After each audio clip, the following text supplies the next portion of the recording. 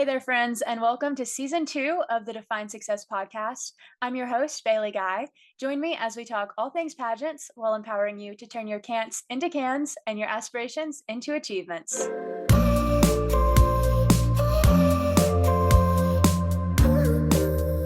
Hey everyone, and welcome to episode 2 of season 2 of Define Success.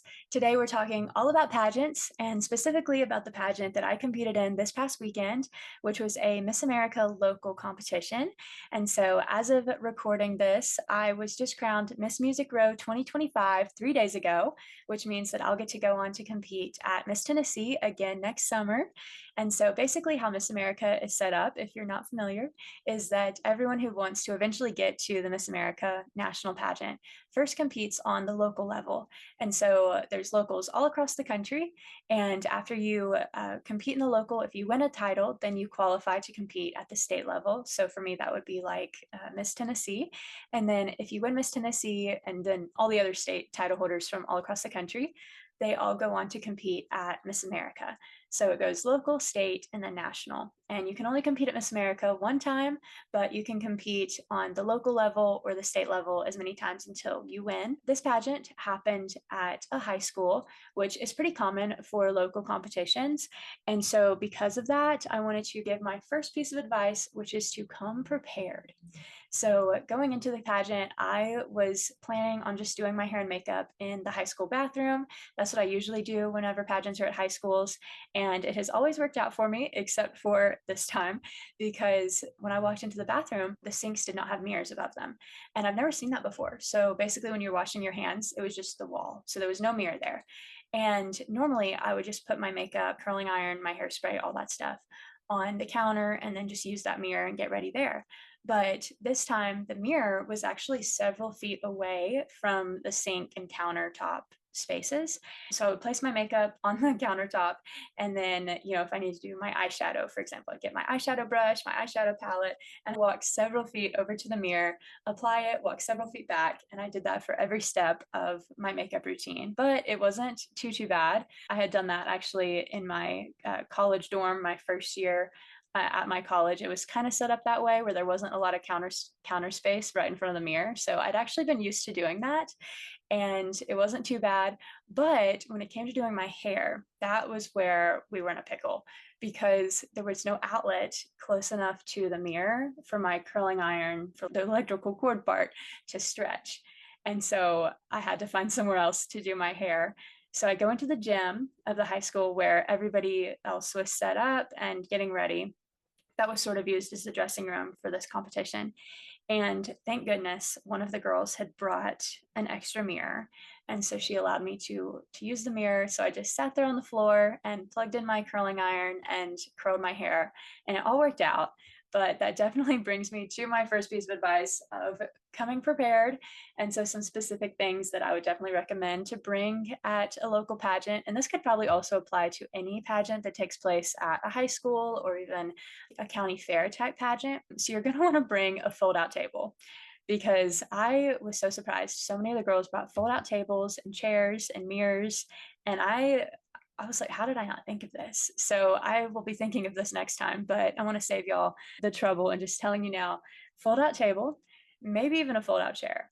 And then definitely one of those little thin, inexpensive mirrors. I think you can get them at Walmart. I used to have one years ago and it broke, but definitely bring one of those because there might not be a lot of mirror space. There might not be a great place to set up, but if you have your own mirror, then you're good to go. So after getting ready, getting my hair and makeup done, I headed into interview, and interview actually took place at a different building than the high school. So it was about 6 or 7 minutes down the road.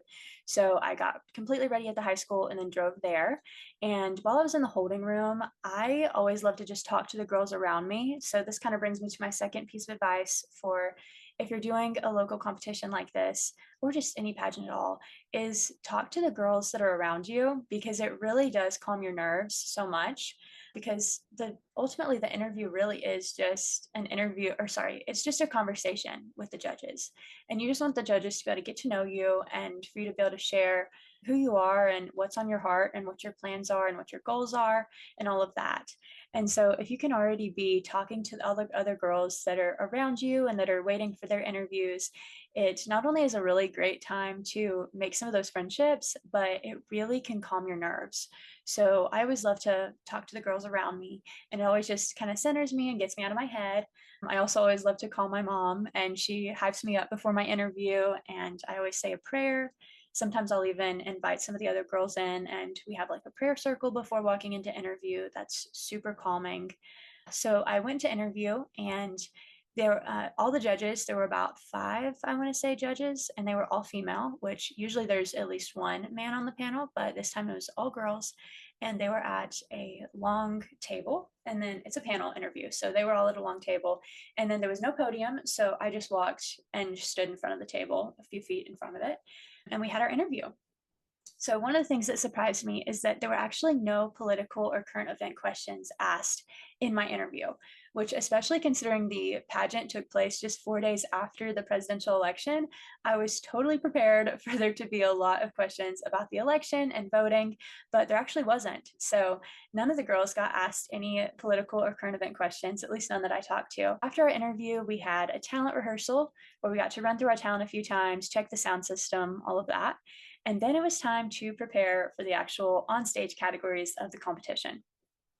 So this pageant actually did things a little bit different, and we competed in talent first, which usually the order for a local competition is onstage question, then fitness, then talent, then gown, and then crowning. But at this one, talent was actually first. So I got up there, and I'm a ventriloquist, so I had my puppet Jolene, and, and we did our thing. So the pageant happened, and everyone did such an amazing job. There were 13 girls in the Miss division, and then a lot of girls in the teen division as well. I'm not sure exactly how many. I think the teens actually had more than the Miss. But yes, there were 13 misses, and we all really did a great job. I am so proud of not only myself, but of every girl who competed. And I was so thankful to go home with the Miss Music Row title. And then afterwards, we went to Waffle House, and it was such a great time. And then I drove back to my college, and my mom drove home. But yeah, so that was my experience competing at my Miss America local competition. I would love to do an episode sometime with just my advice for competing at locals, or what the process is of getting ready for a local, how to sign up, all of that stuff. So if you'd like to see that episode, definitely let me know. You can DM me on Instagram at Bailey G Guy, or find my website, that is BaileyGuySpeaks.com. So you can reach out to me there as well. But thank you so much for joining me for another episode of Define Success. I hope that this was helpful for you. If you are wanting to know kind of what happens, what a day looks like at a local pageant, and wanting some advice. So those are some things that I learned this weekend and that I'll be applying in the future. But thank you so much for joining me and giving me some of your time and just listening to my stories. So I'll see you all next time, and make sure to follow and subscribe. And if you're watching on YouTube, like and comment and let me know what you think. Okay, bye bye, guys.